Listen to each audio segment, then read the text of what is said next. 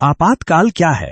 आपातकाल देश की एक ऐसी असाधारण स्थिति है जिसमें सरकार के पास सामान्य दिनों से कहीं ज्यादा शक्तियां आ जाती हैं। भारत में आपातकाल की घोषणा आज से कई साल पहले 25 जून 1975 की रात को की गई थी।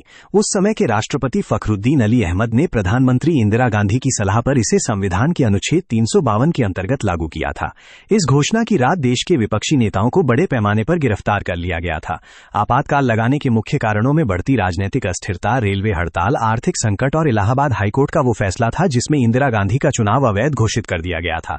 ये मुकदमा राजनारायण ने दायर किया था, जो चुनाव में इंदिरा गांधी के खिलाफ खड़े हुए थे। इस माहौल में जयप्रकाश नारायण ने संपूर्ण क्रांति का आंदोलन चलाया था, जिसकी भूमिका इस दौर में बहुत महत्वपूर्ण थी। आपातकाल के दौरान नागरिकों के कई मौलिक अधिकार निलंबित कर दिए गए थे। हालांकि जीने की स्वतंत्रता का अधिकार छीना नहीं गया था। इसके अलावा प्रेस सेंसरशिप लगाई गई थी, जिससे मीडिया पर सरकारी नियंत्रण स्थापित हो गया था।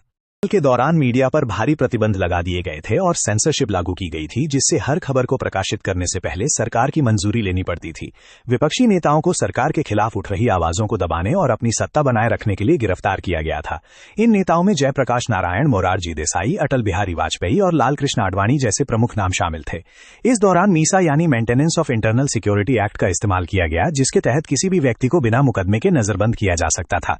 न्यायपालिका की स्थिति कमजोर पड़ गई थी और एडीएम जबलपुर मामले में यह फैसला आया था कि आपातकाल के दौरान जीने के अधिकार को छोड़कर दूसरे मौलिक अधिकारों के लिए अदालत नहीं जाया जा सकता। संसद की भूमिका रबर स्टैंप जैसी हो गई थी, क्योंकि विपक्ष के न होने के कारण सरकार आसानी से कानून पास कर सकती थी। 42वें संविधान संशोधन को मिनी संविधान कहा गया, क्योंकि इसमें प्रस्तावना में बदलाव किए गए, लोकसभा का कार्यकाल बढ़ाया गया और न्यायपालिका की समीक्षा शक्ति को सीमित कर दिया गया। आपातकाल के दौरान चुनाव इसलिए स्थगित कर दिए गए थे ताकि जनता के गुस्से से बचा जा सके और कांग्रेस की सत्ता बनी रहे। इस दौर में संजय गांधी ने एक्स्ट्रा कॉन्स्टिट्यूशनल अथॉरिटी का इस्तेमाल किया और उनका 5 सूत्रीय कार्यक्रम बहुत चर्चित रहा, जिसमें परिवार नियोजन, खूबसूरत शहर और नसबंदी जैसे मुद्दे शामिल थे। नसबंदी अभियान की आलोचना इसलिए हुई क्योंकि इसमें जबरन नसबंदी की गई और मानवाधिकारों का उल्लंघन हुआ। झुग्गी झोपड़ी हटाओ अभियान का मकसद शहरों को साफ सुथरा दिखाना था, जिसके तहत कई गरीबों के घरों को तोड़कर उन्हें शहर से दूर बसा दिया गया, जिससे लोगों को काफी परेशानी हुई। आपातकाल के दौरान आम जनता पर मिला जुला असर पड़ा। जहां कुछ लोगों ने अनुशासन देखा तो कुछ ने प्रशासनिक ज्यादतियों का सामना किया। बुनियादी अधिकारों के स्थगित होने से लोगों में डर और असंतोष का माहौल था। छात्र आंदोलनों का केंद्र थे, इसलिए आपातकाल में सबसे पहले उन्हें दबाया गया और कई छात्र नेताओं को जेल में डाल दिया गया। श्रमिक आंदोलनों पर सख्त प्रतिबंध लगा दिए गए, हड़तालों पर रोक लगा दी गई और मजदूरों के हकों की आवाज उठानी कठिन हो गई। विपक्ष के बड़े नेताओं के जेल में होने के बावजूद भूमिगत रहकर विरोध प्रदर्शनों और पर्चों के माध्यम से संघर्ष जारी रहा। आपातकाल के दौरान राष्ट्रीय स्वयंसेवक संघ पर प्रतिबंध लगा दिया गया और इसके हजारों कार्यकर्ताओं को जेल भेज दिया गया। आपातकाल के दौरान मीसा और अन्य कानूनों के तहत लाखों लोगों को बिना किसी मुकदमे के गिरफ्तार किया गया था। प्रेस पर पूरी तरह सरकार का नियंत्रण था और सेंसरशिप के कारण सरकार के खिलाफ कुछ भी लिखना मना था। विदेशी मीडिया ने आपातकाल की कड़ी आलोचना की थी और भारत में मानवाधिकारों के हनन की खबरों को प्रमुखता से छापा था। देश के भीतर आपातकाल को लेकर डर और विरोध का माहौल था, जबकि अंतर्राष्ट्रीय स्तर पर भी इसकी बहुत आलोचना हुई। आपातकाल लगभग 21 महीनों तक चला और इसे मार्च 1977 में आधिकारिक तौर पर समाप्त किया गया। 1977 के चुनावों का कारण यह था कि इंदिरा गांधी ने अपनी सरकार की नीतियों के प्रति जनता का समर्थन जानने और अंतर्राष्ट्रीय दबाव के कारण चुनाव कराने का निर्णय लिया था। 1977 के आम चुनाव में कांग्रेस पार्टी की भारी हार हुई और पहली बार केंद्र में गैर कांग्रेसी सरकार बनी। जनता पार्टी का गठन कांग्रेस के विरोधी दलों को मिलाकर हुआ था, जिसमें भारतीय लोकदल, कांग्रेस, भारतीय जनसंघ और सोशलिस्ट पार्टी शामिल थी। जनता पार्टी की जीत का मुख्य कारण आपातकाल के दौरान हुई ज्यादतियों से जनता का आक्रोश और विपक्ष की एकता। आपातकाल के बाद भारत के लोकतंत्र में कई बड़े बदलाव आए, जैसे कि न्यायपालिका की स्वतंत्रता को और मजबूत किया गया और भविष्य में आपातकाल लगाना कठिन बना दिया गया। 44वां संविधान संशोधन आपातकाल की ज्यादतियों को रोकने के लिए लाया गया था, जिसके तहत आंतरिक गड़बड़ी के आधार पर आपातकाल लगाना मुश्किल कर दिया गया और सशस्त्र विद्रोह शब्द जोड़ा गया।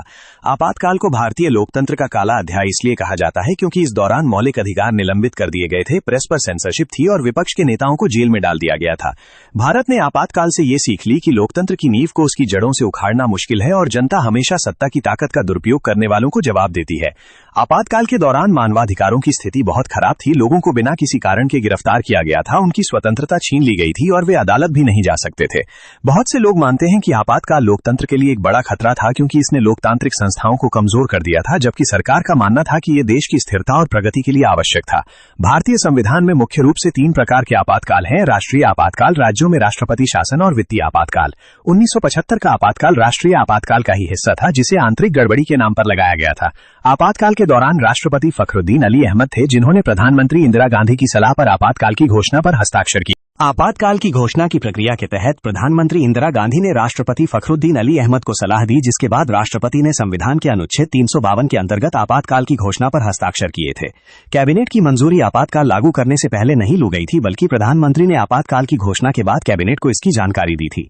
भारतीय लोकतंत्र पर आपातकाल का दीर्घकालिक प्रभाव ये पड़ा कि नागरिकों और संस्थाओं में अपने अधिकारों और स्वतंत्रताओं के प्रति जागरूकता बढ़ी और भविष्य में ऐसी स्थिति आने से रोकने के लिए संविधान में कई महत्वपूर्ण संशोधन किए गए। दोस्तों, वीडियो पसंद आए तो लाइक शेयर जरूर करें और आनंद चंद्रा चैनल को सब्सक्राइब करें और बेल आइकॉन दबाना न भूलें। आपका एक सब्सक्राइब हमारे लिए बहुत मायने रखता है। जय हिंद।